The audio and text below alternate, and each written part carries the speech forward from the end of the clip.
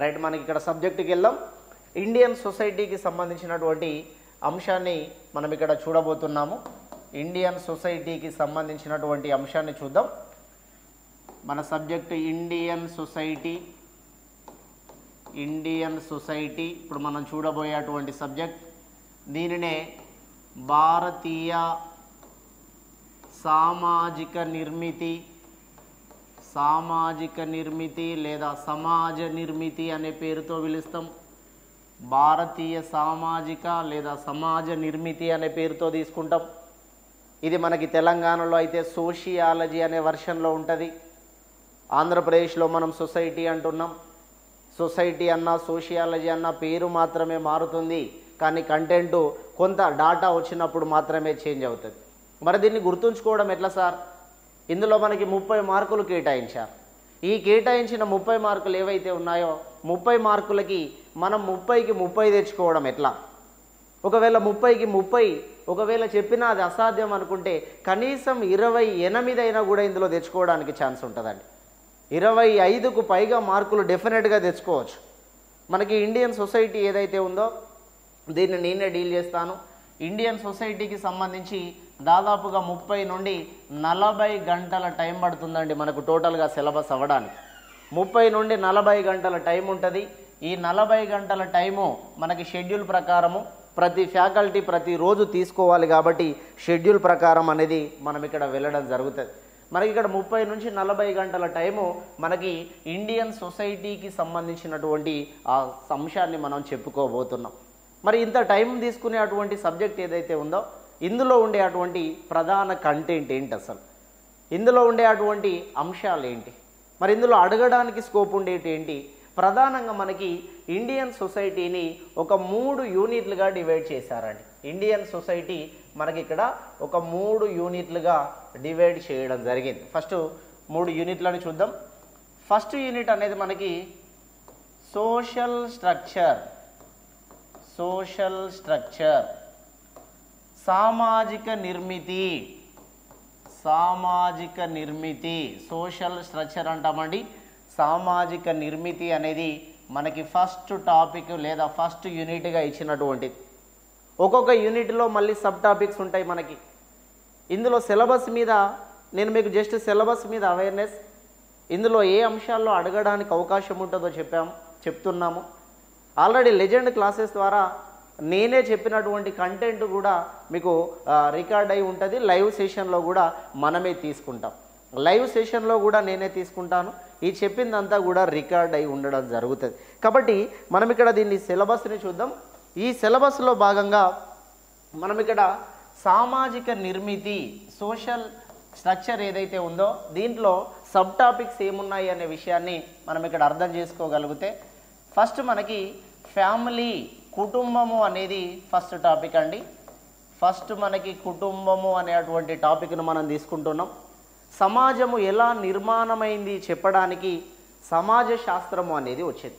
మీకు సింపుల్గా అర్థం చేసుకుంటే ఈ సమాజ శాస్త్రము సోషియాలజీ లేదా సొసైటీ ఏదైతే ఉందో ఈ సమాజంలో ఉండే అటువంటి అన్ని విషయాల మీద అవగాహన తెచ్చుకోవడానికి, సమాజం అంటే కులాలు, మతాలు, కుటుంబాలు, బంధుత్వాలు, ఈ ప్రాంతాలకు సంబంధించినటువంటి వాటి ద్వారా వచ్చేటువంటి సమస్యలు, ఆ సమస్యల్ని పరిష్కరించడానికి ప్రభుత్వం చూపించేటువంటి ఏవైతే చర్యలు ఉంటాయో లేదంటే ఏవైతే నివారణ మార్గాలు ఉంటాయో లేదా ప్రభుత్వం తీసుకొచ్చేటువంటి చట్టాలు ఉంటాయో అవన్నీ కూడా ఇందులో మనకి భాగంగా ఉండడం జరుగుతుంది. అయితే ఫస్ట్ టాపిక్ మనకి ఫ్యామిలీ, కుటుంబాన్ని తీసుకున్నాము. రెండోది మనకి మ్యారేజ్ వివాహము. సెకండ్ వన్ మ్యారేజ్ వివాహము. థర్డ్ వన్ మనకి ఇందులో భాగంగానే కిన్షిప్ అంటామండి. కిన్షిప్ అంటే బంధుత్వము. మనకి ఫస్ట్ యూనిట్లోనే బంధుత్వము. అదేవిధంగా క్యాస్ట్, మనకి కులము అనేది కూడా ఇందులో ఉండడం జరుగుతుంది. అదేవిధంగా ట్రైబ్ అనేది కూడా ఇందులో ఒక భాగమే. ట్రైబ్ అనేది కూడా ఇందులో భాగమే. దీన్ని మనం తెలుగులో తెగ ట్రైబ్స్ అంటే తెగలు అని పిలుస్తాము. అదేవిధంగా మనకి రిలీజియన్, మతము అనేది కూడా ఇందులో ఒక భాగంగా ఉండడం జరుగుతుంది. రిలీజియన్, మతము కూడా ఇందులో ఒక భాగమే. ఇక దీని తర్వాత జాతి, రేస్, జాతి కూడా ఇందులో ఒక భాగంగానే ఉంటుంది. దీన్ని మీరు చాలా జాగ్రత్తగా అర్థం చేసుకోగలిగితే, దీన్ని పరిశీలించగలిగినప్పుడు సోషల్ స్ట్రక్చర్, సమాజము దేని మీద నిర్మాణమై ఉంటుంది, అసలు సమాజం అంటే ఏ అంశాలు ఉంటాయి, ఈ సమాజంలో ఉండే అటువంటి అంశాలని మనం ప్రధానంగా ఇక్కడ ఈ టాపిక్లుగా డివైడ్ చేసినాం. ఈ టాపిక్లుగా డివైడ్ చేస్తే ఒక్కొక్క టాపిక్లో ఏముంటుంది అనేది మనం ప్రధానంగా మాట్లాడుకొని దీనికి సంబంధించిన అంశాలు కొన్ని విషయాలు మనం డిస్కస్ చేద్దాం. ఈ సోషాలజీలో ఫస్ట్ ఫ్యామిలీనే ఎందుకు సెలెక్ట్ చేసుకున్నాం?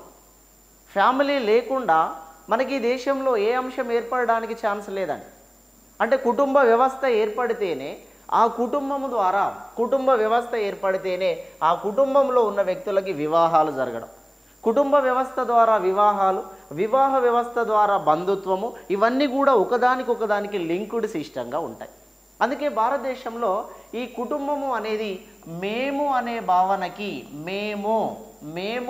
భావనకి మూలాధారము, ప్రధానమైనటువంటి అంశం ఏంటి అంటే ఫ్యామిలీ, కుటుంబము అంటాం. మేము అని అనడానికి ప్రధానమైనటువంటి కారణము ఫ్యామిలీ, కుటుంబము అని అంటాం. మేము, మా వాళ్ళు, మా కుటుంబము, మాకు సంబంధించినటువంటి వర్గీయులు, మేము అనే భావనకి ప్రధాన కారణం ఏంటి సార్ అని అంటే అది ఫ్యామిలీ, కుటుంబాన్ని చెప్పడం జరుగుతుంది. మరి కుటుంబంలో ఏ అంశాలు ఉంటాయి సార్? మాతృస్వామిక కుటుంబాలు, మాతృస్వామిక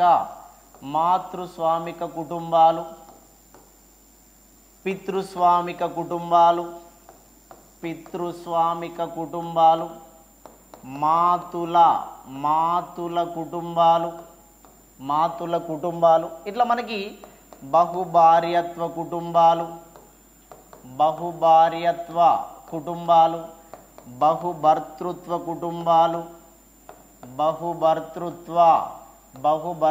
కుటుంబాలు. కుటుంబము అనేటువంటి సిస్టమ్ ఏదైతే ఉంటుందో ఆ కుటుంబంలో ఇవన్నీ కూడా ప్రధానమైనటువంటి అంశాలుగా మనం తీసుకోవడం జరుగుతుంది. మరి ఇందులో భాగంగా మనకి మాతృస్వామిక కుటుంబం, కుటుంబంలో మాతృస్వామిక అనేటువంటిది చాలా కీలకమైన వ్యవస్థ. ప్రస్తుతం భారతదేశం పితృస్వామిక వ్యవస్థ, మాతృస్వామిక వ్యవస్థ కాదు. మాతృస్వామిక వ్యవస్థ అంటే కుటుంబానికి తల్లి ఎవరైతే ఉంటారో తల్లి యజమానిరాల్లాగా ఉండడం జరుగుతుంది. కుటుంబానికి తల్లి యజమానురాల్లాగా ఉండి ఆ పుట్టినటువంటి పిల్లలని పోషించుకోవడం, వాళ్ళని సంరక్షించుకోవడం, వాళ్ళని పెంచి పెద్ద చేసుకోవడం, వాళ్ళకి వివాహాలు చేయడం, ఇవన్నీ తల్లి గైడెన్సీలో జరుగుతాయి. కాబట్టి ఆ తల్లి గైడెన్సీలో జరిగేటువంటి కుటుంబాలు ఏవైతే ఉంటాయో వాటిని మాతృస్వామిక కుటుంబాలు అంటాం. మాతృస్వామిక కుటుంబాలని నిర్వచించినటువంటి వ్యక్తి ఎవరండి అంటే బ్రిఫాల్టీస్ అనేటువంటి చరిత్రకారుడు మాతృస్వామిక కుటుంబాల గురించి అధ్యయనం చేసి వివరించడం జరిగింది. తల్లి ఆధ్వర్యంలో ఉంటారు. తర్వాత పితృస్వామిక కుటుంబాలంటే తండ్రి ఆధ్వర్యంలో ఉంటారు. ఈ తండ్రి ఆధ్వర్యంలో పెరిగేటువంటి వాళ్ళు పితృస్వామిక కుటుంబాలని అరిస్టాటిల్ పితృస్వామిక కుటుంబాలని సమర్థించడం అనేది జరిగింది. తండ్రి ఆధీనంలోనే పిల్లలు ఉండాలి, తల్లి ఆధీనంలో పిల్లలు ఉండకూడదు అని అరిస్టాటిల్ చెప్పినాడు. మాతుల స్థానిక కుటుంబం అంటే భర్త యొక్క మేనమామ ఇంటిలో పెరగడం. భార్యాభర్తలు ఇద్దరు కూడా భర్త యొక్క మేనమామ ఇంటిలో వాళ్ళ యొక్క జీవన విధానాన్ని కొనసాగించుకునేటువంటి విషయం ఏదైతే ఉంటుందో వీటిని మనం ఇక్కడ చెప్తున్నట్టుగా మాతుల స్థానిక కుటుంబ వ్యవస్థ అని అంటాం. బహుభర్తృత్వము అంటే ఒక వ్యక్తి ఎంతమంది భర్తలనైనా చేసుకోవచ్చు. బహుభార్యత్వము ఒక వ్యక్తి ఎంతమంది భార్యలనైనా చేసుకోవచ్చు. ఒక వ్యక్తి ఎంతమంది భర్తలనైనా చేసుకోవచ్చు, ఒక వ్యక్తి ఎంతమంది భార్యలనైనా చేసుకోవచ్చు. వీళ్ళ ద్వారా కుటుంబ వ్యవస్థ అనేది నిర్మాణం అవుతుంది. టాపిక్లోకి పోయినాక వీటి గురించి క్లియర్గా మాట్లాడతాం. అంటే కుటుంబము అనేది దేని మీద ఆధారపడి ఉంటుంది సార్ అంటే కుటుంబం అనేది ఈ అంశాల మీద ఆధారపడి ఉంటుంది. ఫ్యామిలీ అంటే వీటి మీద ఆధారపడి ఉంటుంది. వీటిలో నుండి మనకు అడుగుతున్నటువంటి క్వశ్చన్, కుటుంబము అనేటువంటిది ఏ భావనకి పునాది అంటే మేము అనేటువంటి భావనకి పునాదిగా మనం చెప్పడం జరుగుతుంది. ఈ కుటుంబ వ్యవస్థ దేనికి ఆధారం అవుతుంది అంటే కుటుంబ వ్యవస్థ వివాహానికి ఆధారం కావడం జరుగుతుంది. కుటుంబ వ్యవస్థ దేనికి ఆధారం అవుతుంది సార్ అంటే కుటుంబ వ్యవస్థ వివాహానికి ఆధారం కావడం అనేది జరుగుతుంది. ఇట్లా కుటుంబము అనేది మనకి ప్రధానంగా ఇచ్చినటువంటి ఈ టాపిక్ ఏదైతే ఉన్నదో ఇందులో కీలకంగా ఫస్ట్ టాపిక్గా మనం కుటుంబానికి సంబంధించినటువంటి అంశాన్ని ఇక్కడ చూసినాం. ఇక తర్వాత మ్యారేజ్, రెండవది వివాహానికి సంబంధించినటువంటి అంశం. ఈ వివాహానికి సంబంధించి వెస్టర్న్ మార్క్ అనేటువంటి ఒక చరిత్రకారుడు మనకి ఈ దేశంలో వివాహాలకు సంబంధించి చాలా విషయాల మీద పరిశీలన చేసినాడు.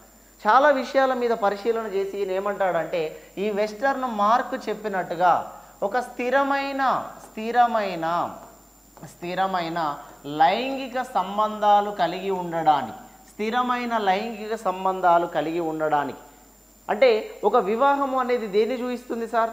మలినోస్కీ అనేటువంటి ఒక చరిత్రకారుడు ఒక విషయాన్ని చెప్తాడండి. మలినోస్కీ అనే చరిత్రకారుడు మనకేం చెప్తాడంటే, చట్టపరంగా ఒక భార్యకి భర్తని, పిల్లలకి తండ్రిని అందించేది ఏదైతే ఉంటుందో దానినే వివాహము అంటాం. చట్టపరంగా లీగల్గా ఒక భార్యకి భర్తనివ్వడం, ఒక పిల్లలకి తండ్రిని అందించేటువంటి సిస్టమ్ ఏదైతే ఉంటుందో దానినే మనం వివాహం అని మలినోస్కీ చెప్తాడు. అందుకే ఈ దేశంలో వెస్టర్న్ మార్క్ చెప్పినట్టుగా స్థిరమైన లైంగిక సంబంధాలు, విచ్చలవిడి లైంగిక సంబంధాలు కాకుండా చట్టపరమైనటువంటి అంశాలని ప్రధానంగా తీసుకొని ఆ స్థిరమైనటువంటి లైంగిక సంబంధాలు కలిగి ఉండే సిస్టమ్ ఏదైతే ఉంటుందో దాన్ని వివాహము అనాలి అని చెప్పేసి ఆ వెస్టర్న్ మార్క్ మనకు చెప్పినాడు. అయితే వివాహానికి సంబంధించి మనకి చాలా రకాల పద్ధతులు ఉంటాయండి. వివాహాలలో మనకి ఏక వివాహం ఉంటుంది, వివాహాలలో బహు వివాహము ఉంటుంది, జీవితాంతం ఒకరితోటే బతికేటువంటి విధానాలు ఉంటాయి. లేదా బహు వివాహము అంటే ఒక వ్యక్తి ఎంతమందినైనా పెళ్లి చేసుకోవచ్చు. ఒక వ్యక్తి బహుభార్యత్వము ఒక వ్యక్తి ఎంతమందినైనా పెళ్లి చేసుకోవచ్చు. ఈ దేశంలో ధనవంతులకి, ఈ దేశంలో ముస్లింలకి ఆ అవకాశం ఉన్నది. ఈ దేశంలో ముస్లిం వర్గాలు ఎవరైతే ఉన్నారో వాళ్ళకి ఈ భార్యత్వం ఏదైతే ఉందో అది ఎక్కువగా అప్లికేబుల్ అవుతుంది. ఎందుకంటే వాళ్ళ చట్టాల ప్రకారం, వాళ్ళ పర్సనల్ లా ప్రకారం వాళ్ళ నలుగురిని పెళ్లి చేసుకోవడానికి కూడా అవకాశం ఉన్నది. కానీ హిందూ సాంప్రదాయం ప్రకారం ఒకరిని మాత్రమే పెళ్లి చేసుకోవాలి, జీవితకాలం ఒకరితోటే బతకాలి. ఒకవేళ ఫస్ట్ వైఫ్ నచ్చకపోతే, ఫస్ట్ వైఫ్ నుండి మనం ఏమన్నా దూరం అవ్వాలి అనుకుంటే ఫస్ట్ వైఫ్కి డివోర్స్ ఇచ్చినాక రెండో వివాహం చేసుకోవాలి. ఇది మన హిందూ సాంప్రదాయానికి సంబంధించింది. అదే ముస్లిం పర్సనల్ లా ప్రకారం వాళ్ళు ఎంతమందినైనా వివాహం చేసుకోవచ్చు. అందుకే ఇక్కడ బహుభార్యత్వము ఈ బహుభార్యత్వము అనేటువంటి కంటెంట్ ఏదైతే ఉందో ఇది భారతదేశంలోని ధనవంతులు మరియు ముస్లిం వర్గాలు ఎవరైతే ఉన్నారో ఈ ముస్లిం వర్గాలకి ఎక్కువగా మన బహుభార్యత్వము అనేది ఉపయోగిస్తున్నారు. మరి బహుభార్యత్వంలో కూడా మనకి బహుభర్తృత్వము అనేది కూడా మరొక కంటెంట్ ఉందండి. బహుభర్తృత్వము ఇది కూడా ఒక కంటెంట్.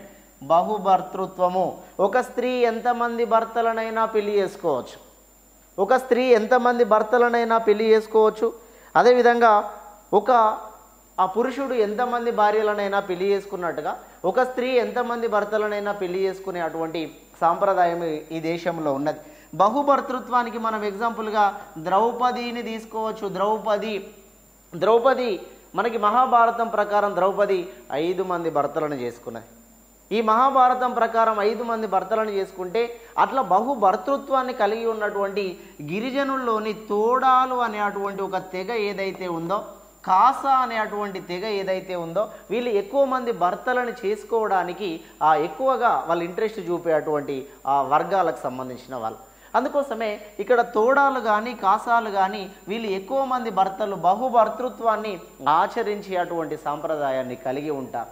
బహుభార్యత్వాన్ని ఈ దేశంలో ఎవరు కలిగి ఉన్నారు సార్ అంటే ఎక్కువగా ధనవంతులు మరియు ముస్లిం వర్గాలకు సంబంధించిన వాళ్ళు బహుభార్యత్వాన్ని కలిగి ఉన్నారు.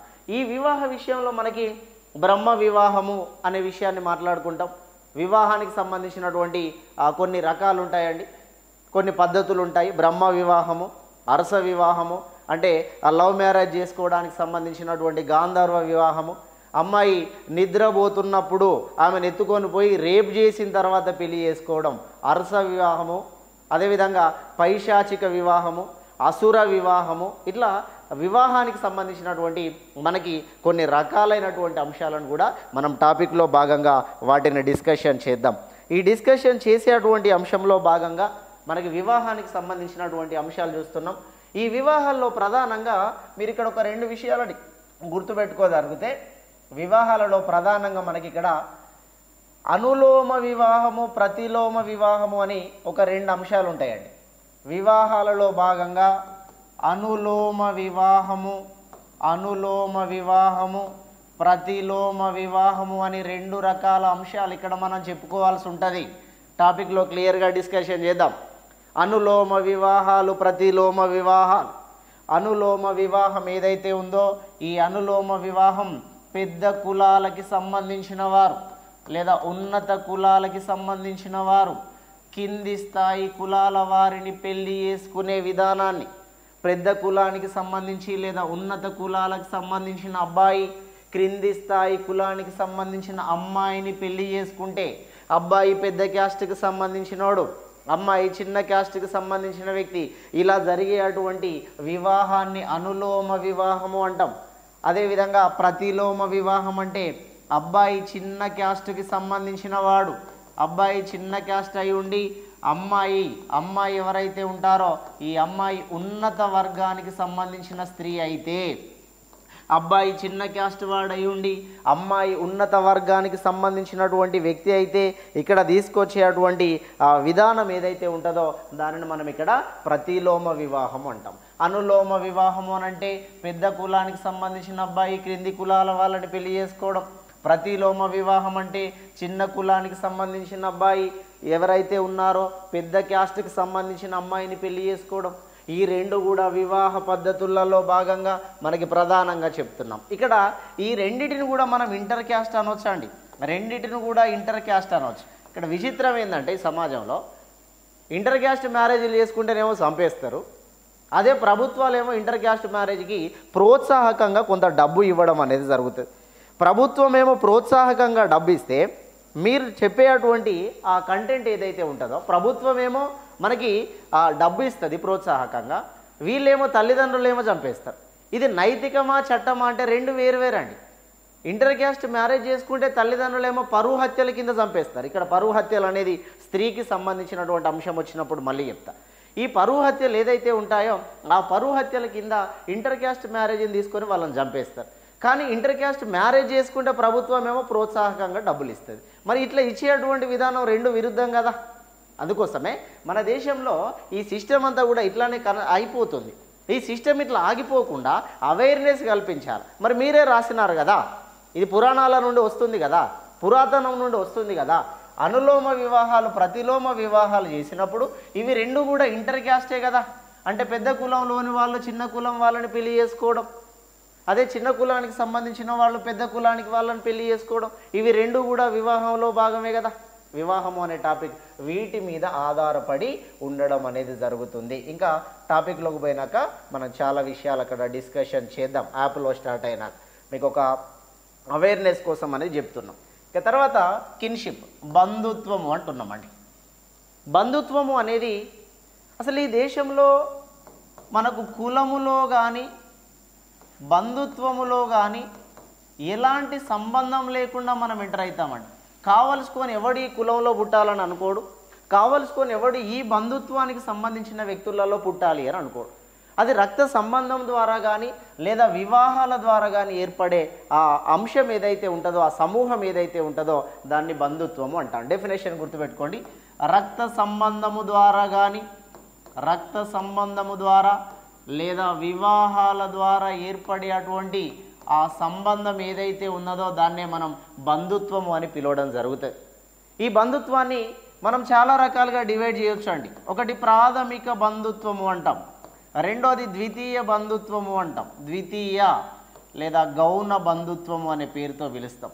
మూడోది తృతీయ బంధుత్వము, తృతీయ బంధుత్వము. దీన్ని జాగ్రత్తగా అర్థం చేసుకోవాలని కోరుతున్నా. మనకి ప్రాథమిక బంధుత్వము, ఈ ప్రాథమిక బంధుత్వంలో ఇక్కడ మనకి 8 రకాల బంధువులు ఉంటారు. ప్రాథమిక బంధుత్వం అంటే భార్యాభర్తలు ఇద్దరు ప్రాథమిక బంధువులు, అదేవిధంగా పిల్లలు అంటే అన్న తమ్ములు, అక్క చెల్లెళ్ళు, అన్న తమ్ముడు, తండ్రి కొడుకు, తల్లి కూతురు, ఇట్లాంటి మొత్తం 8 రకాల బంధువులు మనకి ప్రాథమిక బంధువులుగా చెప్తాం. ఈ ప్రాథమిక బంధువులు ఎవరైతే ఉన్నారో ప్రాథమిక బంధువులలో వాళ్ళ పిల్లలని ఏకరక్త బంధువులు అంటారండి. మళ్ళీ వాళ్ళ పిల్లలు ఎవరైతే ఉన్నారో వాళ్ళ పిల్లలకి తల్లిదండ్రులకి మధ్య ఉండే సంబంధాన్ని ఏకరక్త బంధుత్వ సంబంధము అంటాం. భార్యాభర్తలు ఎవరైతే ఉన్నారో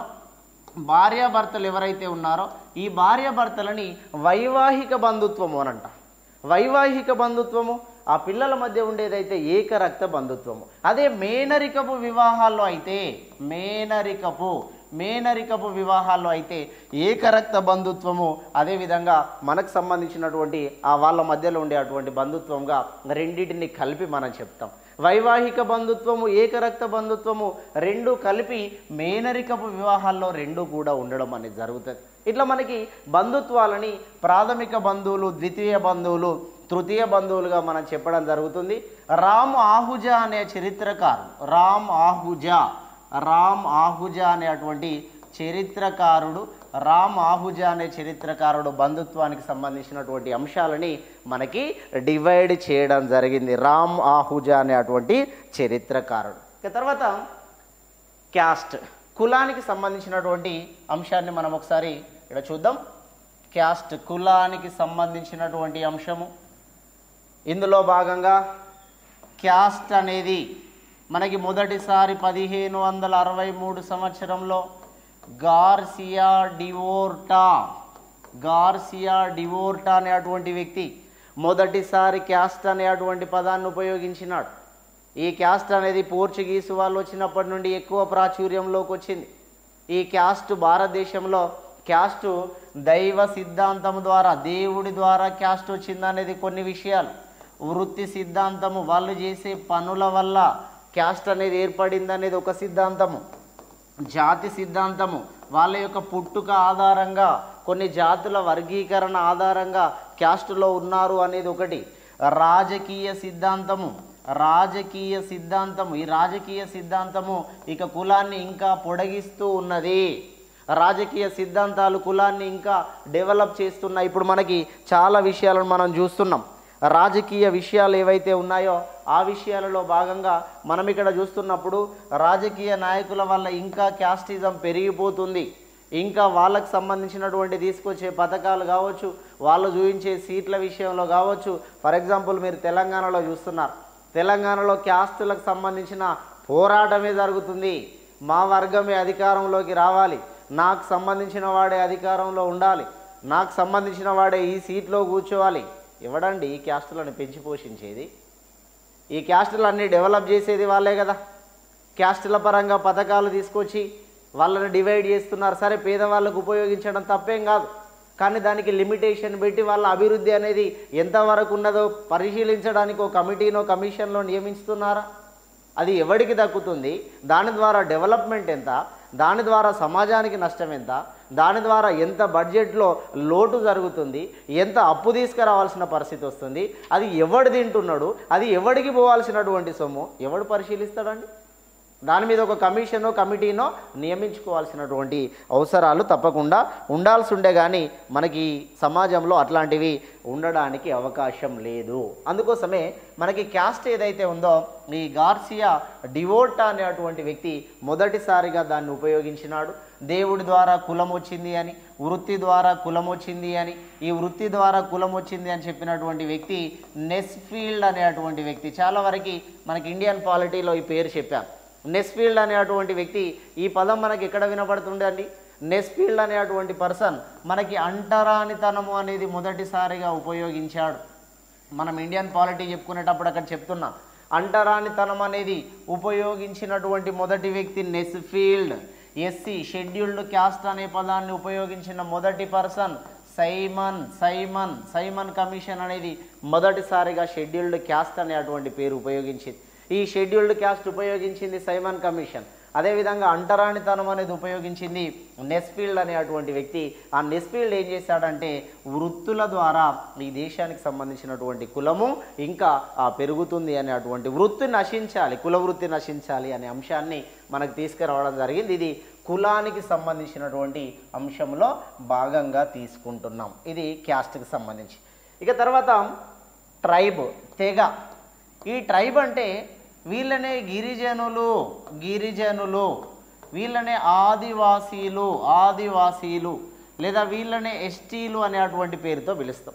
గిరిజనులు, ఆదివాసీలు, ఎస్టీలు అనే పేరుతో మనం ఇక్కడ ట్రైబ్స్ని పిలుస్తున్నాం. మరి ఇక్కడ గిరిజనులు, ఆదివాసీలు, ఎస్టీలు వీళ్ళకి సంబంధించినటువంటి అంశాలను మనం పరిగణలోకి తీసుకోవడానికి ఎవరైతే గిరిజనులు అని మనం పిలుస్తున్నామో వీళ్ళకి ప్రత్యేక సంస్కృతి, ఈ నాగరికతలో వీళ్ళు పుట్టినప్పటికీ కూడా వాళ్ళకి ప్రత్యేక సంస్కృతి ఉంటుంది, వాళ్ళకు ప్రత్యేక ఆచార సాంప్రదాయాలు ఉంటాయి, వాళ్ళకి ఆచార సాంప్రదాయాలు ప్రత్యేకంగా ఆచార సాంప్రదాయాలు ఉంటాయి. ఎస్టీలకి సంబంధించి ఈ దేశంలో వాళ్ళు పాటించే విధానాలు కానీ, వాళ్ళు పూజించే దేవుళ్ళని కానీ, వాళ్ళు చూపించేటువంటి విశ్వాసాన్ని బట్టి ఎస్టీలకి సంబంధించి కొన్ని గిరిజనులకు సంబంధించినటువంటి అంశాలను కూడా డివైడ్ చేశాం. ఈ గిరిజనులకు సంబంధించి మనకి ఇండియన్ కాన్స్టిట్యూషన్లో వీళ్ళ కోసం కూడా ప్రత్యేకంగా 338 క్లాజ్ ఏ ప్రకారం నేషనల్ ఎస్టీ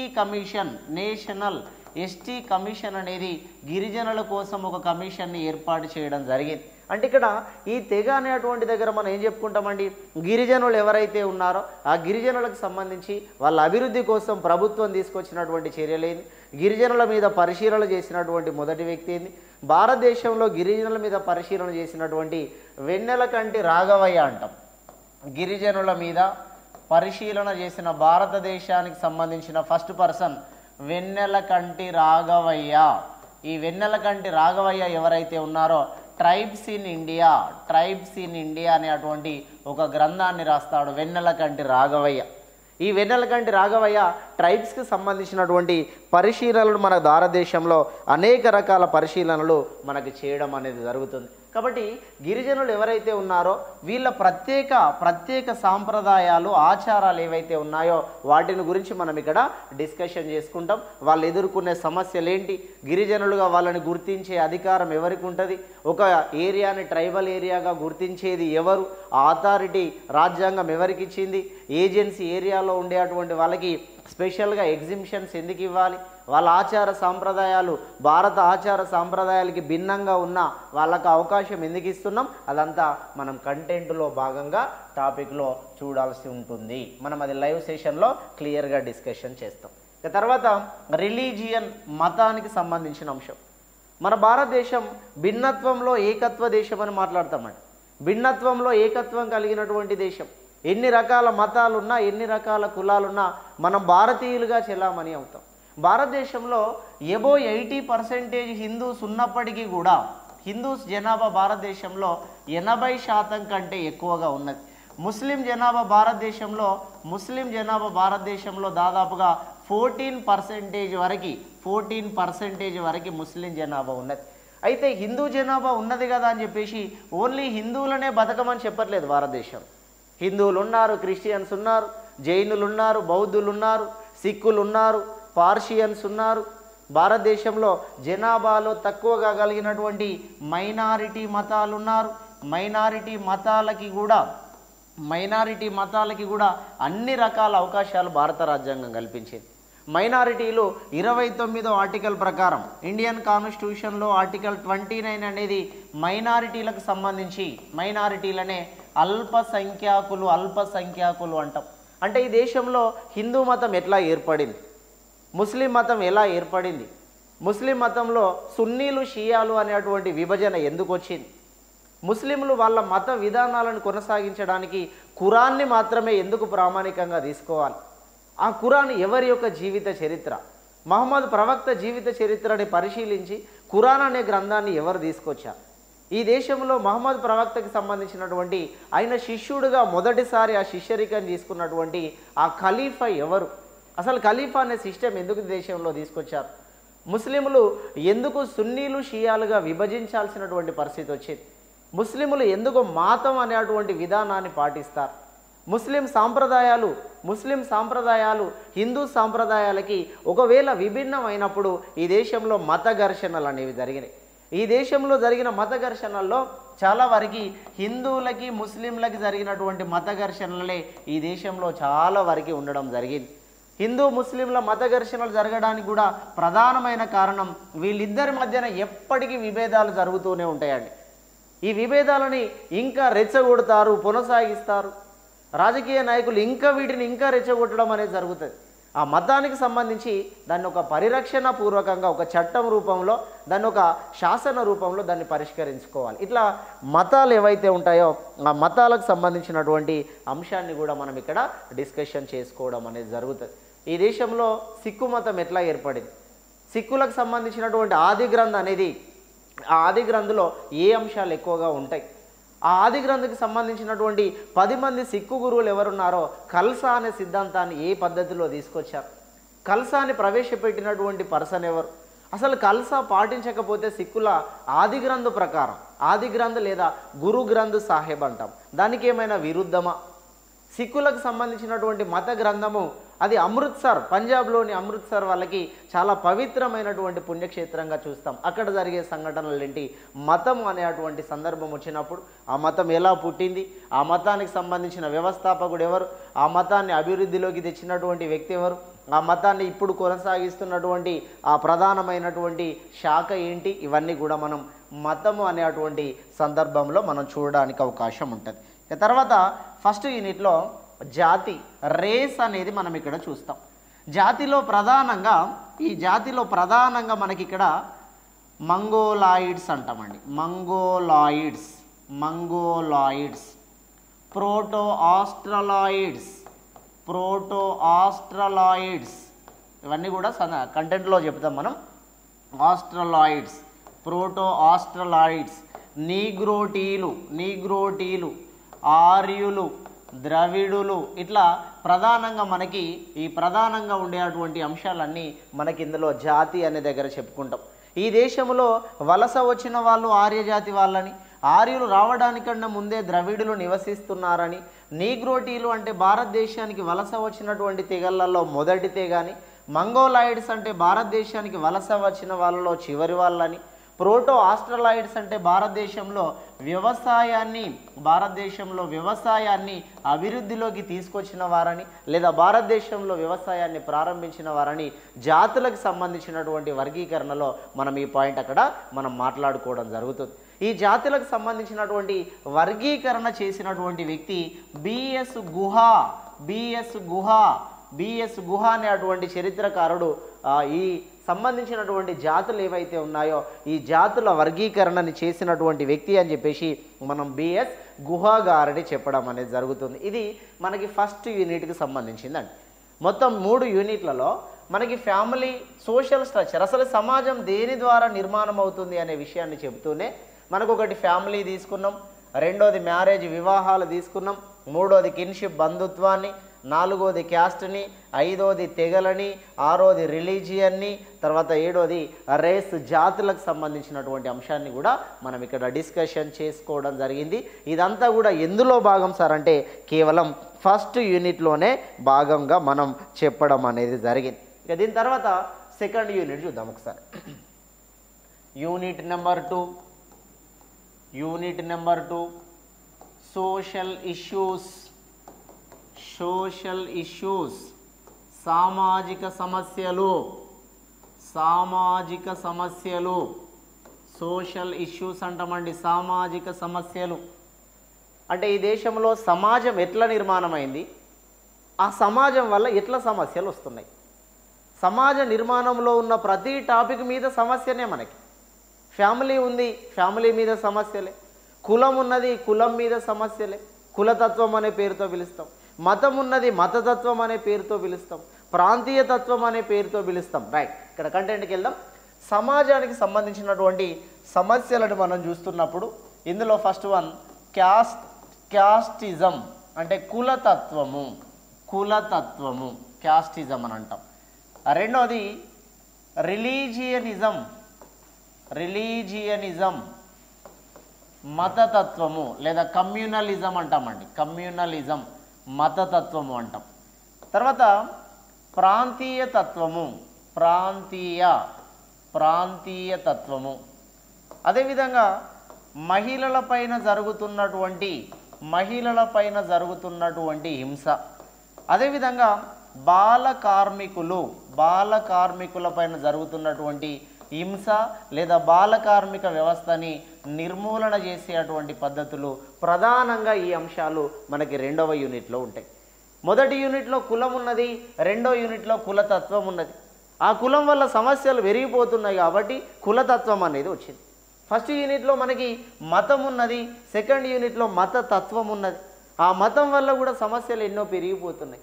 ఫస్ట్ యూనిట్లో ప్రాంతానికి సంబంధించిన అంశాలు ఉంటాయి, మనకి ఇక్కడ ప్రాంతీయ తత్వం గురించి మాట్లాడుకున్నాం. మహిళల పైన జరుగుతున్నటువంటి హింస, బాల కార్మికులు ఎవరైతే ఉన్నారో వాళ్ళని నిర్మూలించడానికి కావాల్సినటువంటి చర్యలు, ఇవి సెకండ్ యూనిట్లో మనకి ప్రధానంగా క్యాస్టిజం. కులతత్వం అంటే ఏంటండి? ఒక విషయంలో డెఫినేషన్గా మాట్లాడితే తన సొంత కులాన్ని ప్రేమిస్తూ వేరే కులాన్ని వ్యతిరేకించడమే కులతత్వము. తన సొంత కులాన్ని ప్రేమిస్తూ వేరే కులాన్ని ద్వేషించడం. ఈ దేశంలో చాలా కుల సంఘటనలు జరిగినాయండి. భారతదేశంలో జరిగినటువంటి అనేక సంఘటనలు కుల సంఘటనలు. ఫర్ ఎగ్జాంపుల్ మనకి ఆంధ్రప్రదేశ్లో జరిగినటువంటి సంఘటనలు చూస్తే ఆంధ్రప్రదేశ్లోనే కారం చేడు అనే సంఘటన జరిగింది. ఆంధ్రప్రదేశ్లోనే చుండూరు అనేటువంటి సంఘటన జరిగింది. ఎక్కడి వరకు కాదు, మన ఆంధ్రప్రదేశ్లోనే చూద్దాం. ఆంధ్రప్రదేశ్లో కారం చేడు జరగడానికి ప్రధాన కారణం కులతత్వం. ఈ కారం చేడు జరిగినప్పుడు దాదాపుగా అక్కడ ఆ ఎస్సీ యువకులు ఎవరైతే ఉన్నారో ఆ ఎస్సీ కులానికి సంబంధించిన వాళ్ళని నరికి చంపేసినటువంటి సందర్భాలు ఉన్నాయి. చుండూరు సంఘటన జరిగినప్పుడు అక్కడ కూడా ఎస్సీ కులస్తులని నరికి చంపేసి ఆ చంపినటువంటి శవాలని గోనె సంచులలో పెట్టుకొని పోయి సముద్ర తీర ప్రాంతాలలో పడేసి వచ్చినారు. అంత ప్రమాదకరంగా ఉంటుంది ఈ భారతదేశంలోని కుల వ్యవస్థ. ఒక కులాన్ని ప్రేమిస్తూ మరో కులాన్ని ద్వేషించడాన్నే మనం కులతత్వము అని అంటాం. ఈ కులతత్వం ఏదైతే ఉంటుందో అది నశించడానికి ఈ దేశంలో అనేక రకాలైనటువంటి చట్టాలని ప్రభుత్వం తీసుకొచ్చినప్పటికీ క్రమక్రమంగా ఈ కులం అనేది పెరిగిపోతూనే ఉన్నది.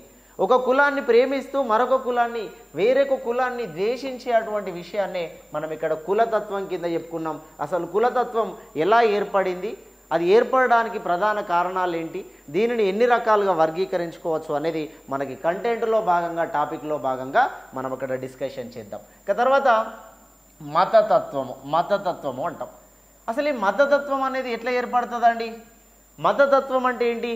సొంత మతాన్ని ప్రేమించి వేరొక మతాన్ని ద్వేషించడమే మతతత్వం. తన సొంత మతం మీద మాత్రమే ప్రేమ కలిగి ఉండి తన సొంత మతాన్ని మాత్రమే అభిమానించుకొని మరొక మతాన్ని వ్యతిరేకించడం, ద్వేషించడాన్నే మతతత్వముగా తీసుకుంటాం. ఈ దేశంలో మతం పేరుతోటి రిజర్వేషన్లు వచ్చినాయి. మనం ఇండియన్ పాలిటీలో చాలా సందర్భాల్లో నేను చెప్పిన ఇండియన్ పాలిటీ సెషన్ మనం స్టార్ట్ చేసినప్పుడు ఈ దేశంలో మొదటిసారిగా 1909 అనేటువంటి చట్టం ప్రకారం భారతదేశంలో మతం పేరుతో మత రిజర్వేషన్లు పొందారు. మొదటిసారి ముస్లింలు మతపరమైన రిజర్వేషన్లు పొందారు. మతపరమైన రిజర్వేషన్లు ఇచ్చింది లార్డ్ మింటో అంటాం. లార్డ్ మింటో మతపరమైన రిజర్వేషన్లు ఇచ్చారు. ఈ మతపరమైన రిజర్వేషన్లు ఎంత సార్? వాళ్ళ జనాభాకి మించినటువంటి రిజర్వేషన్ ఇచ్చారు. జనాభాకి మించిన రిజర్వేషన్ ఇవ్వడం వల్ల 1909లో ఈ దేశము నుండి విడిపోవాలి అనేటువంటి ఆలోచన ముస్లింలకు కలిగింది అని మనకి చరిత్ర చెప్పడం అనేది జరిగింది. అంటే మతతత్వము ఈ దేశంలో ఎన్నో సంవత్సరాల క్రితం నుంచి ఉన్నది. భారతదేశంలోకి క్రిస్టియన్స్ వచ్చినాక మత ప్రచారం స్టార్ట్ అయిందండి. 1813లో ఈ దేశంలో క్రిస్టియన్స్ ఎంటర్ అయిన తర్వాత మతాన్ని ప్రచారం చేసుకోవడం స్టార్ట్ అయింది. 1813 వరకు అంత పెద్ద స్థాయిలో క్రిస్టియనిజం భారతదేశంలో ఎంటర్ కాలేదు. క్రిస్టియనిజం భారతదేశంలోకి రాగానే మత ప్రచారాలు స్టార్ట్ చేసుకున్నారు. ఎడ్యుకేషన్ మీద కాన్సన్ట్రేషన్ చేశారు. అదేవిధంగా వృద్ధుల ఆశ్రమాల మీద కాన్సన్ట్రేషన్ చేశారు. ఇట్లా మతాన్ని పెంచి పోషించుకొని మరొక మతం మీద ద్వేషాన్ని పెంచేటువంటి సందర్భాలు ఈ దేశంలో అనేక రకాలైనటువంటి సందర్భాలు ఉన్నాయి. ఒక మతాన్ని ప్రేమిస్తూ మరొక మతాన్ని ద్వేషించినప్పుడు మనకి ఈ దేశంలో అనేక రకాల విప్లవాలు, తిరుగుబాట్లు అనేవి తప్పకుండా వస్తాయి. అందుకే మతాన్ని ఆధారంగా తీసుకున్నప్పుడు భారతదేశాన్ని సెక్యులర్ కంట్రీ అనాలి. భారతదేశం అనేది సెక్యులర్, లౌకిక దేశము. భారతదేశం అనేది లౌకిక దేశము, అన్ని మతాలని సమానంగా చూసుకుంటుంది. భారతదేశం లౌకిక దేశము, అన్ని మతాలని సమానంగా చూసుకోవాలి. లౌకిక అనే పదాన్ని ఇండియన్ కాన్స్టిట్యూషన్లో 1976 42nd అమెండ్మెంట్ ద్వారా దీన్ని ప్రవేశికలో చేర్చినటువంటి వ్యక్తి ఇందిరాగాంధీ. మనం ఏ మతమైనా, మనం ఏ కులమైనా, అన్ని మతాలని అన్ని కులాలని సమానంగా చూసుకునే ఆ నేపథ్యము మనకు ఉన్నప్పుడు మాత్రమే ఈ దేశంలో అనేక రకాలైనటువంటి అంశాలని మనం అర్థం చేసుకోవడానికి ఛాన్స్ ఉంటుంది. అందుకోసమే ఈ మతతత్వానికి సంబంధించి ఫర్ ఎగ్జాంపుల్ మనకి భారతదేశంలో భారతదేశంలో గోధ్రా అల్లర్లు జరిగినాయండి. 2002లో గోధ్రా అల్లర్లు జరిగినాయి. ఈ 2002లో గోధ్రా అల్లర్లు జరిగితే ఈ గోధ్రా అల్లర్లు జరిగింది మనకి గుజరాత్ ప్రాంతంలో జరిగినాయి. గుజరాత్ ప్రాంతంలోని సబర్మతి అనేటువంటి ట్రైన్ ఏదైతే ఉంటుందో ఆ సబర్మతి ట్రైన్ని కొంతమంది ముస్లిం వర్గాలకు సంబంధించిన వాళ్ళు తగలబెట్టడం వల్ల అందులో ఉండే అటువంటి కొంతమంది హిందూ సంఘాలకు సంబంధించిన వాళ్ళు అందులో కాలి బూడిదైపోయినారు అనేటువంటి విధానంగా హిందూ ముస్లింల మధ్య తిరుగుబాటు జరిగింది. అదేవిధంగా ఈ దేశంలో అయోధ్య గొడవలు జరిగినాయండి. అయోధ్య గొడవలు 1992లో అయోధ్య గొడవలు జరిగినాయి. ఈ అయోధ్య అనేది మనం రామ మందిరానికి సంబంధించిన ఉన్నత ప్రాంతంగా ఉత్తరప్రదేశ్లో మనం అయోధ్య మందిరం గురించి డిస్కషన్ చేస్తాం. ఉత్తరప్రదేశ్లో అయోధ్య రామ మందిరం ఏదైతే ఉందో 1528 సంవత్సరంలో బాబర్ సూచన ప్రకారం మీర్ బాకి అనేటువంటి పర్సన్ ఎవరైతే ఉన్నారో ఆ మీర్ బాకి అనే పర్సన్ బాబర్ సూచన ప్రకారం మీర్ బాకి ఆ ముస్లిం నిర్మాణాన్ని చేశారు, మసీదుని నిర్మాణం చేశారు. ఆ మసీదుని మా హిందూ టెంపుల్ పైన నిర్మాణం చేశారు అనేటువంటి ఆ వాస్తవాన్ని నెమ్మదిగా క్రమక్రమంగా 1992లో డిసెంబర్ 6వ తేదీన బాబ్రీ మసీదుని కూల్చివేయడం జరిగింది. ఈ బాబ్రీ మసీదుని కూల్చివేసింది 1992 డిసెంబర్ 6న కూల్చివేస్తే ఆ డిసెంబర్ 6ని బ్లాక్ డేగా మనం సెలబ్రేట్ చేసుకుంటున్నాం. ఇట్లా కొన్ని వందల ఉదాహరణలు మనకి ఈ దేశంలో ఈ మతతత్వానికి సంబంధించినటువంటి ఎగ్జాంపుల్ని మనం చెప్పుకోవచ్చు. ఒక మతాన్ని ప్రేమిస్తూ మరొక మతాన్ని దేశించే విధానం. మనకి సిక్కులకి సంబంధించింది కూడా అండి. ఇందిరాగాంధీని చంపినటువంటి సందర్భం. ఇందిరాగాంధీని 1984లో అక్టోబర్ 31న ఇందిరాగాంధీని హత్య చేశారు సిక్కు వర్గాలకు సంబంధించిన వ్యక్తులు. ఆ సిక్కులు ఇందిరాగాంధీని హత్య చేశారు అన్నటువంటి ఉద్దేశంతో సిక్కులకి హిందువులకి మధ్య గొడవ జరిగింది. సిక్కులకి హిందువులకి మధ్య గొడవ జరిగిన మొదటి సందర్భం 1984లో జరిగిన సిక్కు ఘర్షణలు అంటాము. ఇందిరాగాంధీని చంపేస్తారు. కానీ ఇందిరాగాంధీని ఎందుకు చంపారు అనే చరిత్ర ఆ విషయాన్ని మనం అర్థం చేసుకుంటే ఇందిరాగాంధీ గోల్డెన్ టెంపుల్ పైన దాడి చేసింది. ఆ గోల్డెన్ టెంపుల్ పైన ఇందిరాగాంధీ దాడి చేసినటువంటి ఆ పోలీస్ చర్యనే మనం ఆపరేషన్ బ్లూ స్టార్ అనేటువంటి పేరుతో ఆ పోలీస్ చర్యని మనం పిలవడం జరుగుతుంది. ఇట్లా మతానికి సంబంధించినటువంటి సందర్భాలు ఏదైతే ఉన్నాయో ఈ మతతత్వానికి సంబంధించినటువంటి ఆ అంశాలను మనం ఇక్కడ పర్ఫెక్ట్గా చూడడం అనేది జరుగుతుంది. ఇది ఇందులో భాగంగా చెప్పినటువంటి రిలీజియన్ మతానికి సంబంధించి. ఇక తర్వాత ప్రాంతానికి సంబంధించిన ప్రాంతీయ తత్వం అంటే మీరు ఒక అంశాన్ని ఇక్కడ గుర్తుంచుకోండి. ఒకే రాష్ట్రములో బతుకుతున్న ప్రజలకి ఒకే రాష్ట్రములో నివసిస్తున్న ప్రజల మధ్య అభివృద్ధిలో వ్యత్యాసము, ఆత్మగౌరవంలో వ్యత్యాసము రావడం. అభివృద్ధిలో వ్యత్యాసము, ఆత్మగౌరవం. బతకడం ఒకే రాష్ట్రంలో బతికినప్పటికీ ఈ ఒకే రాష్ట్రంలో బతికినటువంటి ప్రజలు ఎవరైతే ఉంటారో ఆ ప్రజల మధ్య ప్రభుత్వం చిన్న వేరియేషన్లు చూడడం.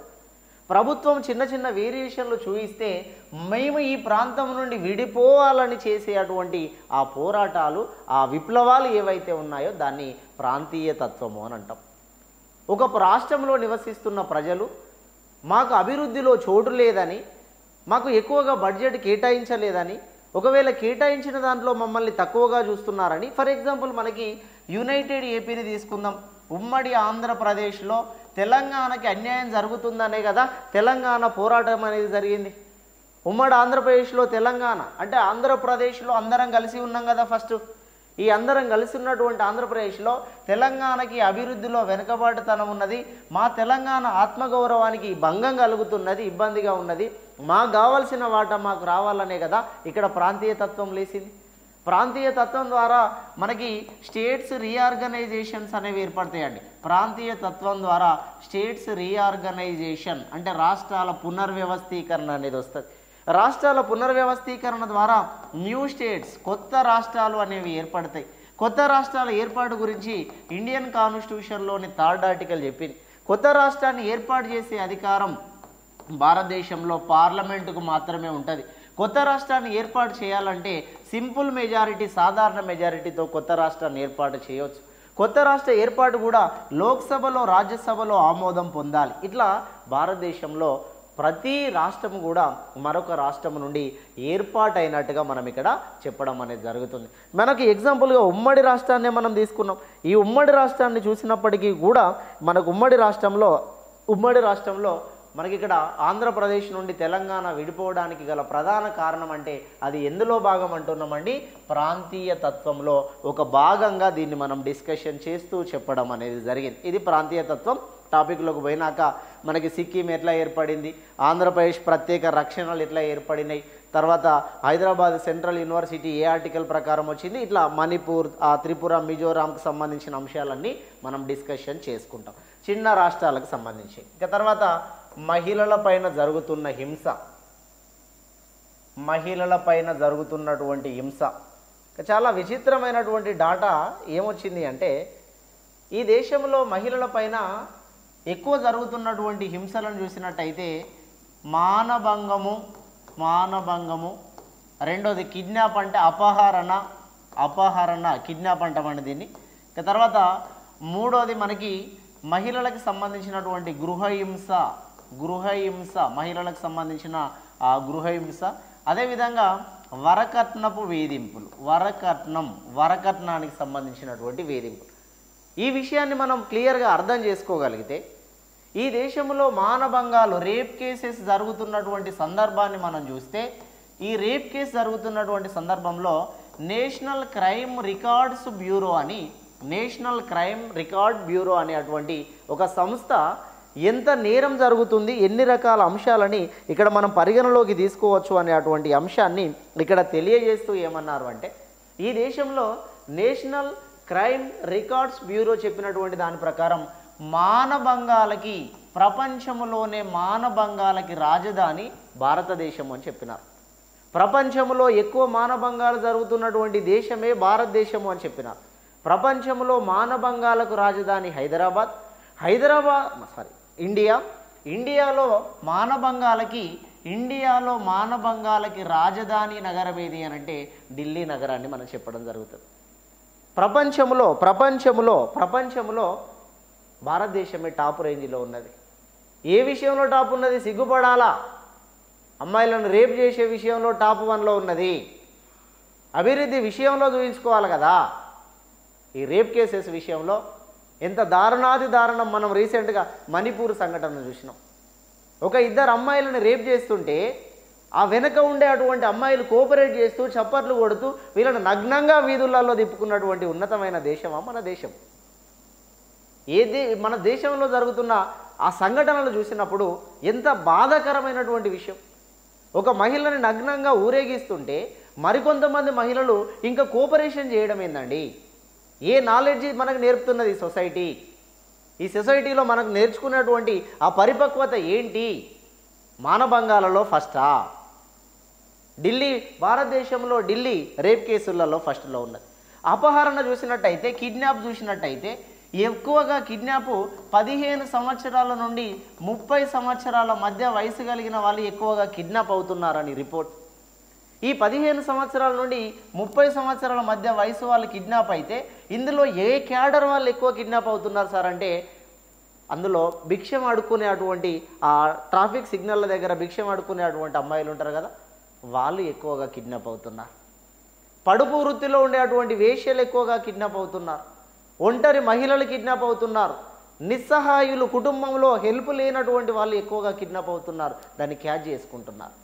అదేవిధంగా గృహహింస, యాంటీ డొమెస్టిక్ వయలేషన్ యాక్ట్ అని, గృహహింస నిర్బంధ నిషేధ చట్టం అని 2005లో ఈ చట్టాన్ని తీసుకొచ్చారు.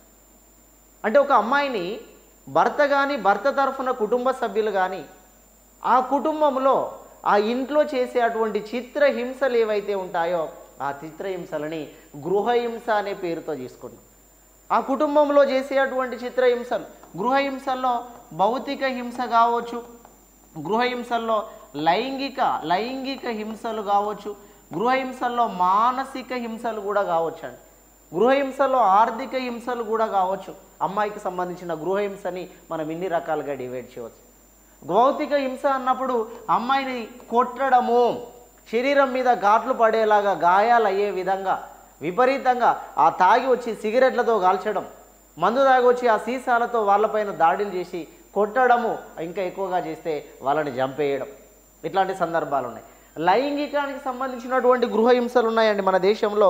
లైంగిక గృహహింసలు, ఈ లైంగిక గృహహింసలు ఏదైతే ఉన్నాయో ఈ లైంగిక గృహహింసలు కూడా అమ్మాయికి ఇష్టం లేకపోయినా ఫిజికల్ హరాస్మెంట్, అమ్మాయికి బలవంతంగా అమ్మాయితో సెక్సువల్ అటాచ్మెంట్ కలిగి ఉండడం, వీటన్నిటిని ఉద్దేశించే IPC section Indian penal code ప్రకారం, Indian penal code 498 clause A ఏదైతే ఉన్నదో దీన్ని మనం ఐపీసీ సెక్షన్ 498 క్లాజ్ ఏ ఏదైతే ఉన్నదో దీన్ని మనం గృహహింస కేసు అని చెప్తాం. ఈ గృహహింస కేసు ఏదైతే ఉన్నదో దీనికి సంబంధించి ఈ అంశాలని పరిగణలోకి తీసుకోవాలి. మానసిక హింస, సూటిపోటి మాటలు మాట్లాడడం అమ్మాయిని కుటుంబంలో, అమ్మాయి తరఫునటువంటి తల్లిదండ్రులను వేధించడం, ఆమె ఒంటరిగా ఉన్నప్పుడు ఆమెని నానా రకాల మాటలతో వేధించడం, మాట్లాడితే మాటను ప్రెస్టేజ్గా తీసుకొని చచ్చిపోయిన వాళ్ళు ఉంటారండి మన దేశంలో. నన్ను ఈ మాట అన్నారు కదా అని అవమాన భారంగా భరిస్తూ దాన్ని భరించలేక దాన్ని తలకెక్కించుకొని దాన్ని మనసులో పెట్టుకొని ఆత్మహత్య చేసుకొని చచ్చిపోయే వాళ్ళు ఎంతోమంది మన దేశంలో ఉన్నారు. మాట వల్ల చచ్చిపోయిన వాళ్ళు చాలామంది ఉన్నారు. తల్లి మందలించిందని ఒకడు, భర్త మందలించిందని ఒకరు, మామ అత్తమామలు మందలించిందని ఒకరు. ఇట్లాంటి సందర్భాల్లో ఈ దేశంలో చాలా వరకు మానసికంగా, ఆర్థికంగా, డబ్బు విషయంలో ఆమెకు ఫ్రీడమ్ ఇవ్వకపోవడం, ఆమె పర్సనల్గా ఏమైనా తీసుకొచ్చుకోవాలంటే ఆమెకి స్వేచ్ఛ ఇవ్వకుండా చేయడం, ఇవన్నీ కూడా ఆర్థిక హింసల్లో భాగంగా మనకి తీసుకోవడం అనేది జరిగింది. ఇక తర్వాత వరకట్నంలో కూడా అమ్మాయికి చిత్రహింసలే. వరకట్న నిషేధ చట్టము 1961లో వరకట్న నిషేధ చట్టము, ఇదే 1961లో మెటర్నిటీ బెనిఫిట్ యాక్ట్ అంటామండి. ప్రసూతి సౌకర్యాల చట్టము 1961. ఈ 1961 సందర్భంలోనే భారతదేశంలో మొదటిసారి జాయింట్ సిట్టింగ్స్, ఉభయ సభల సంయుక్త సమావేశం భారతదేశంలో జరిగింది. ఈ వరకట్నానికి సంబంధించినటువంటి అంశములో వరకట్నము ఫస్ట్గా భారతదేశంలో ఉన్నత వర్గస్తులు స్టార్ట్ చేసిండ్రు. పెద్ద కులాల వాళ్ళు స్టార్ట్ చేసి వాళ్ళకి ఎక్కువగా ధనధాన్యాలు ఉన్నాయి కాబట్టి మా పాప కూడా అదే స్థాయిలో బతకాలని వాళ్ళ ఇంట్లోని కొన్ని వస్తువులను ఇవ్వడం, వాళ్ళకి సంబంధించినటువంటి కొన్ని డబ్బులను ఇవ్వడం, ఇవన్నీ చేయడం తర్వాత నెమ్మదిగా ఏమైపోయింది అంటే వీళ్ళు చేసే అటువంటి సహకారం వీళ్ళు డిమాండ్గా నడి బజార్లో కూర్చొని మాట్లాడుకునే అటువంటి స్థాయిలో వరకట్నం పెరిగిపోయింది. ఇక రీసెంట్గా కర్ణాటక హైకోర్టు చెప్పిందండి ఒక పాయింట్. కర్ణాటక హైకోర్టు ఒక వారం క్రితం, ఈ మధ్య కాలంలో లేటెస్ట్గా ఒక వారం క్రితం కర్ణాటక హైకోర్టు చెప్పింది, వరకట్నం అడగడం తప్పు కాదు కానీ వరకట్నం పేరు మీద చేసేటువంటి ఆ హరాస్మెంట్ ఏదైతే ఉంటుందో, అంటే వాళ్ళ మీద చేసేటువంటి దాడులు ఏవైతే ఉంటాయో ఆ దాడులనే క్రైమ్గా తీసుకుంటాం. వరకట్నాన్ని క్రైమ్గా తీసుకోం, అడగడాన్ని క్రైమ్గా తీసుకోం. కానీ వరకట్నం పేరుతో అమ్మాయి మీద చేసే దాడి కానీ, అమ్మాయిని పెట్టేటువంటి చిత్రహింసలను కానీ వరకట్న కేసుగా తీసుకుంటాం.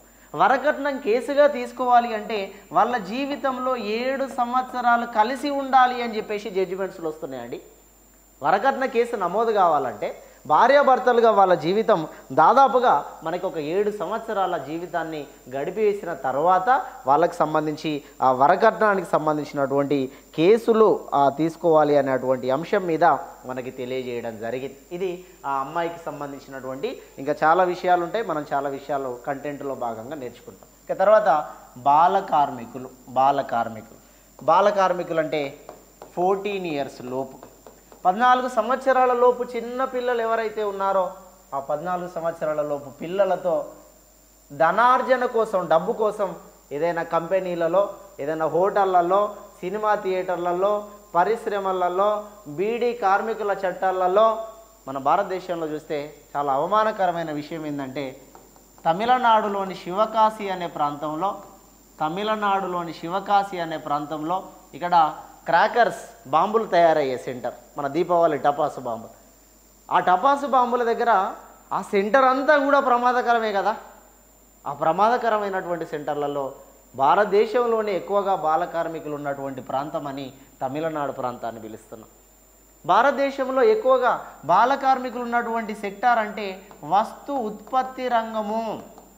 వస్తు ఉత్పత్తి ప్రొడక్షన్ సెక్టార్ అంటాం. ఈ వస్తు ఉత్పత్తి రంగంలో బాల కార్మికులు ఎక్కువగా ఉన్నట్టుగా తెలుస్తుంది. మరి బాల కార్మికులు ఎవరైతే ఉన్నారో వాళ్ళతో పని చేయించుకోవడం నేరం అని బాల కార్మిక నిర్మూలన నిషేధ చట్టము, బాల కార్మిక నిర్మూలన చట్టము అని 1986లో బాల కార్మిక వ్యవస్థ నిర్మూలన చట్టం అని ఒక చట్టాన్ని తీసుకొచ్చారు. బాలల హక్కుల పరిరక్షణ చట్టం అని 2005లో బాలల హక్కుల పరిరక్షణ చట్టాన్ని తీసుకొస్తే 2006లో బాలల హక్కుల పరిరక్షణ చట్టం భారతదేశంలో అమలులోకి వచ్చింది. అంటే ఈ దేశంలో బాల కార్మిక నిషేధ చట్టం 1986, భారతదేశంలో బాలల హక్కుల పరిరక్షణ చట్టం 2005. ఇదే 2005లో బాలల హక్కులకు సంబంధించినటువంటి ఒక కమిషన్ ఏర్పడడం, ఇవన్నీ కూడా బాలలకు సంబంధించినటువంటి ఆ అంశంలో భాగంగా తీసుకున్నాం. ఆపరేషన్ స్మైల్ అనేటువంటి ఒక కార్యక్రమాన్ని ఏర్పాటు చేశాం. Operation smile. ఈ ఆపరేషన్ స్మైల్ అనే కార్యక్రమం ప్రకారం ఎవరైనా తప్పిపోయినటువంటి చిన్నపిల్లలు ఉన్నారో లేదంటే బాల కార్మికులుగా మారిన పిల్లలు ఉన్నారో వాళ్ళని గుర్తించి ఈ దేశంలో వాళ్ళని ఇన్వాల్వ్ చేస్తూ వాళ్ళని చదువుకునే విషయంలో భాగంగా వాళ్ళని తీసుకురావాలి అనేటువంటి ఉద్దేశం ప్రకారం ఈ దేశంలో మనకి అనేక రకాలైనటువంటి చట్టాలను తీసుకోవడం జరిగింది. ఇది బాల కార్మికులకు సంబంధించినటువంటి నిర్మూలన నిషేధానికి సంబంధించినటువంటి అంశం. దీన్ని సోషల్ ఇష్యూస్లో భాగంగా, సామాజిక సమస్యల్లో భాగంగా చెప్పుకున్నాం. మొదటిది సమాజం ఎట్లా నిర్మాణమైందో చెప్పుకున్నాం. రెండోది సమాజంలో వస్తున్న సమస్యల గురించి చెప్పుకున్నాం. మరి ఆ సమస్యలను ఎవరు పరిష్కరించాలండి? కొంతమంది వ్యక్తులు పరిష్కరించుకునే సమస్యలు ఉంటాయి, కొన్ని ప్రభుత్వం పరిష్కరించే సమస్యలు ఉంటాయి.